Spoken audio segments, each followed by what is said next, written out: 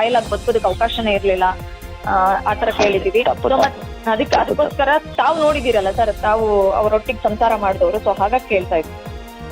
ಇಲ್ಲ ನಮ್ಮ ಮಾವರು ಒಳ್ಳೆ ಬಿಸ್ನೆಸ್ ಮ್ಯಾನ್, ಪ್ಲಸ್ ಅವ್ರ ತಾತ ಅವರು ದೊಡ್ಡ ಹೆಸರಿದೆ. ನೀವು ತಲಗಟ್ಟಪುರ ಹೋಗ್ಬಿಟ್ಟು ನೀವು ಯಾರ ಹತ್ರನು ಕೇಳಿದ್ರೆ ಅವರೇ ಹೇಳ್ತಾರೆ ಎಂತ ದೊಡ್ಡ ಫ್ಯಾಮಿಲಿ ಅವ್ರದ್ದು.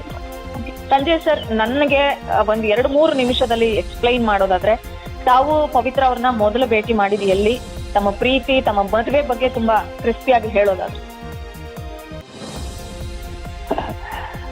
ಎಲ್ಲರೂ ಇದೇ ಸವಾಲ್ ಕೇಳ್ತಾ ಇದಾರೆ.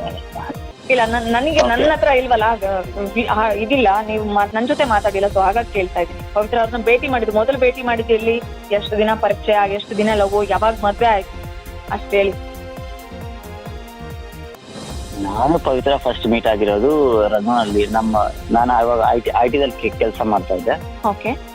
ಸೊ ಪವಿತ್ರ ಗೌಡ ಅವರು ನಾನು ಅವಾಗ ರಘುನಲ್ಲಿದಲ್ಲಿ ಅಪಾರ್ಟ್ಮೆಂಟ್ ಅಲ್ಲಿ ಫ್ಲಾಟ್ ಅಲ್ಲಿ ಇದ್ದೆ. ಅವರು ಅದೇ ಸೊಸೈಟಿದಲ್ಲಿ ಅವ್ರದ್ದು ಮನೆ ಇತ್ತು. ಸೊ ಅಲ್ಲಿ ನಾನು ಪವಿತ್ರ ಫಸ್ಟ್ ಟೈಮ್ ಅಂದ್ರೆ ಶಿ ವಾಸ್ ಇನ್ ಕಾಲೇಜ್, ನಾನು ನೋಡಿದೆ.